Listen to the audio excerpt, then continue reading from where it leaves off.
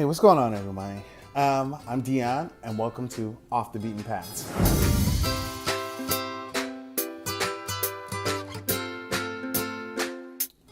So, today's Friday. I'm recording this morning. I've been up since 5 a.m. Awesome. Having a good day so far. Can't complain. So I just want to make this quick. I'm going to try to actually do this with as few edits as possible. Although I know I say that now, but then 2 hours from now, I'm like, argh. But usually I'm not doing anything when I record this, but I'm actually doing some work right now. So please don't mind me, obviously. Okay. Anyway, not too much. I would say not too much I want to talk about, but then it ends up being a lot that I want to talk about. But I really want to talk about a couple things that have been on my mind this week. And I don't know if they've been on your mind, but hey, we'll meet in the middle. And I actually have notes. I got my little notes on my little sticky notepad. So last week I went to Millennium Park Summer Film Series because why not? Tuesday nights under the sky. You know, you can bring it's BYOB, or you can buy there. You can bring your food. You can buy there, whatever. Amazing. So they actually showed the film El Norte. If you've never seen it, I highly recommend it. I've never seen it. It was also the first Spanish language movie that was featured during the summer film series, which was really cool. I wish the crowd was bigger than it was because it was a nice sized crowd, but it definitely wasn't a huge crowd. But the movie is amazing. Amazing and sad all at the same time. I'm sure you've seen those kind of movies. It's always one of those movies. Just really well made film, really interesting. Definitely kept my attention. Oh, I just got a paper cut and it really sucks. Ow, ow, ow. Paper cut. Can you see it? Can you see it? I got it. It got me. Anyway, really good movie though. Really interesting. Subtitles, obviously, but check it out because it's real. It was interesting because it's what really happens in the real world. It was about this pair of siblings who end up coming to the United States from Mexico illegally, and they, end up living and working here, and it's just a captivating story, really interesting, but sad because we so often talk about immigration and this person here illegally and that person here illegally and what have you, but those are real people, and some of them are trying to escape real things. Like they're really trying to get away from being killed and being, just being taken advantage of and sometimes death. And it's just kind of a different perspective, interesting perspective, and a good reminder of, sometimes why people do come to America or go to, other developed nations to get away from where they were born and came from. I got blood. I'm getting blood out. Okay. I'm going to try to ignore it. I want to get blood on the envelopes. So check it out. This week, I don't even know what movie's showing this upcoming week. I'm so out of it. This has been a super long week, and I'm kind of tired, so don't mind me. But check it out. As always, it's a good time. It's amazing. It's fun, and it's a good date night if you're into that. And for me, it's a good me time. That's just kind of my time to go and unwind by myself because I really don't have a date. But if I had a date, it would be a great date night. And yeah, I'm bleeding all over everything. Fortunately, I've got tissue. So going beyond that. So recently, and I definitely want to talk about this because I actually talked about this in one of my blog on Chicago Now, Reflections of a Chicago Life. Recently, I've been seeing a lot of posts, and it's probably one or two posts being shared a lot. And this kind of blows my mind.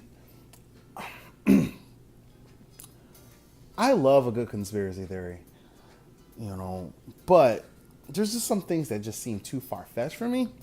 And then there's some things that just don't seem to make sense because in the end, I'm like, well, what's the end game? Like, who's gaining from this and what are they gaining? I'm so sorry. And I'm a firm believer that you can explain. I once had a professor who told me, when you're using power and money as a lens, you can explain just about anything. People will do some very wicked things. Sorry, off in the fit. This is a crazy morning. People will do some wicked and crazy things when you're talking money or power. And I think our current political situation screams that. But two things.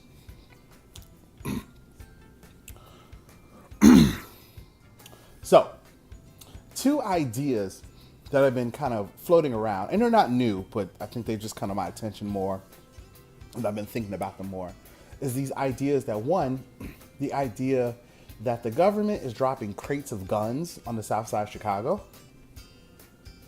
What? And I hear this a lot. I work with students, I work with children, predominantly on the south side of the city. And I've actually heard students tell me, like, oh, you know, the government drops crates of guns in our neighborhoods. And I usually go, have you ever seen a crate of guns in your neighborhood? And they look at you and go, no. I'm like, but somebody told you that they saw one? And it's like the Candyman or like Bloody Mary or the Mothman. It's all hearsay. You know, that's what courts would call hearsay, you know? And so it just astounds me. And adults parrot the same thing. And I've been thinking about this, and I was researching this idea, and I saw this blog by some guy who doesn't even deserve to be named, from some blog who doesn't even deserve to be named. And he was kind of like talking about this, you know, and I found this interview that the BBC did for this mini documentary. And this guy says, you know, it's like they're dropping crates of guns in our neighborhoods. And it's like they're dropping crates of guns somehow became they are dropping crates of guns. And then I found this video of this guy, a purported ex-gang member, who says he's seen a crate of guns. He's like, this guy came and told me, hey man, come check this out in the alley. He goes to the alley and there's a crate of guns. First things first, if someone in my neighborhood tells me, hey my man, it's a crate of guns out back. Oh, sorry. Sorry. And he tells me there's a crate of guns out back. My first thought is, and I'm gonna say, did you call the police? And if he says no, that's shot number one. You deserve to get one. Deserve to get one in the mouth, right? You deserve a right. Pick a hand, because whichever one you pick is the one you deserve to get smacked in the mouth with. So then this guy goes on, you know, I ain't calling the police. We don't call the police. The fuck? Yo, here's real. There is no gray area here. Either you're helping the community or you're hurting the community, either through inaction or action that is negative to the health of the community. If you see a crate of guns and you start to think about how you can benefit from said crate of guns, rather than turning it into the authorities, or, I mean, I'm cool if you say, you know what, first call is NBC, second call is to the police, or first call is to whoever, and then I'm gonna call the police, that's fine. But if that crate of guns disappears from this point forward and does not end up in some locker or an NBC office or I don't care, you say WGN, you tell them to come get the guns, right? I got a story for you. There's a crate of guns, come get them. But if you don't do something to get those guns out of your community, one, we're not friends. Two, I'm probably gonna try to beat the shit out of you, right? And if you get me first, that's fine, right? I'm not afraid of getting beat up, but we're gonna have a physical interaction at that point because you're worthless, completely worthless. So that was on my, I can't understand it. You know, man, they drop crate of guns in our neighborhood. And what happens when someone finds them? They just run off with them. Second thing is, if anyone's dropping crates of guns in neighborhoods, where's the pictures? Everybody's got a video. Everybody's got pictures.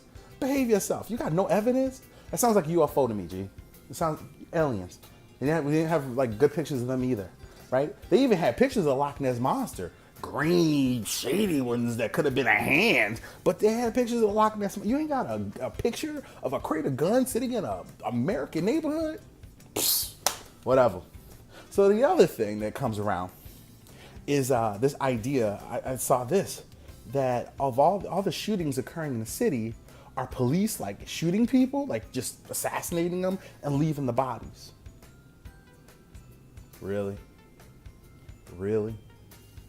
So the biggest issue I have with this is that a lot of the shootings, not all, but a lot of the shootings in the city of Chicago have witnesses. There are people who see these shootings occur. And you know why no one gets caught? Because those people clam up.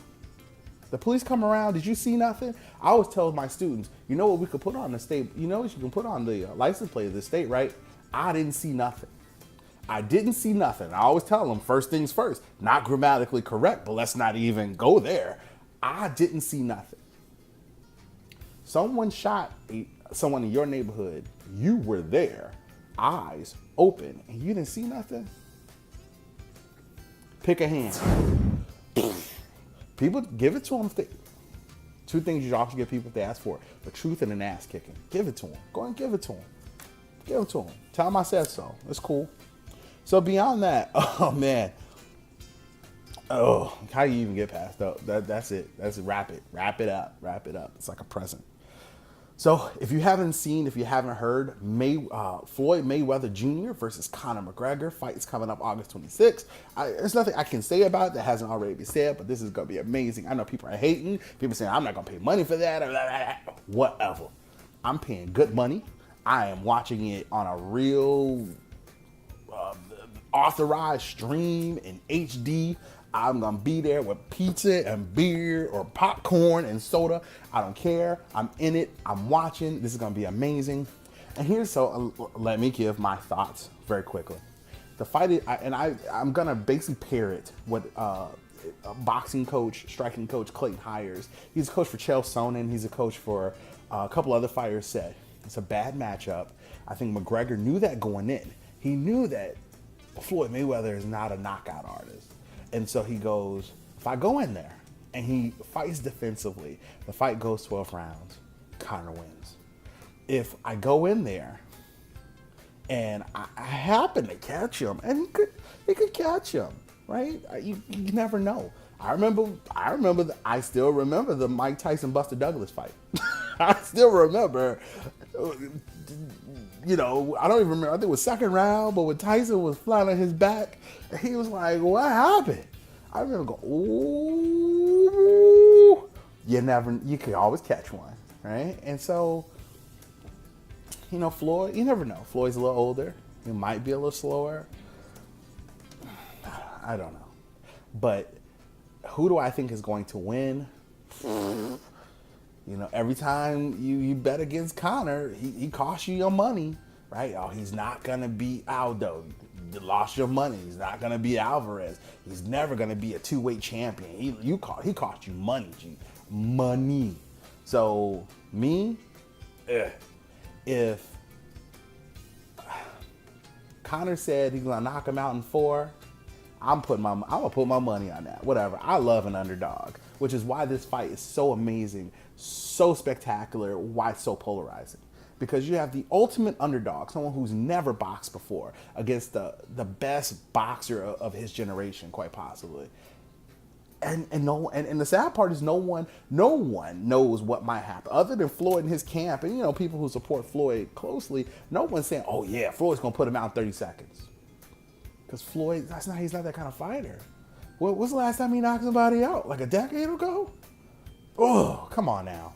But exciting. If you haven't checked it out, I think there's a press conference today. There was one yesterday. There was one day before yesterday. Amazing. I've never seen trash talking like this. They are revolutionizing, I think, boxing marketing. So it's great. You should check it out. Other than that, one last thing actually. And I don't even want to talk about it. So I'm not going to talk about it actually. I'm just going to say, Russia scandal. How crazy does this have to get? How deep in the toilet does this have to get? Oh my gosh. I don't even know what to say about this other than you've got a cat who's like, oh yeah, I did get an email from some Russians. Yeah, we met. Yeah, they said they had some secrets about my father's political opponent, but that's all good. And I'm going to leave you on that face right there. So guys, have a great week. Have a great weekend. man, this weekend's gonna be kind of crazy for me, but I'm looking forward to it. I'm not looking forward to working, but I'm looking forward to it and all that jazz. And beyond that, we're on to next week. At some point, I'm gonna try the live streaming here on YouTube, so subscribe so you'll know when that happens. You can watch it and listen to it. And beyond that, be good, do good, be good to the city, treat it well, and treat the people in it good.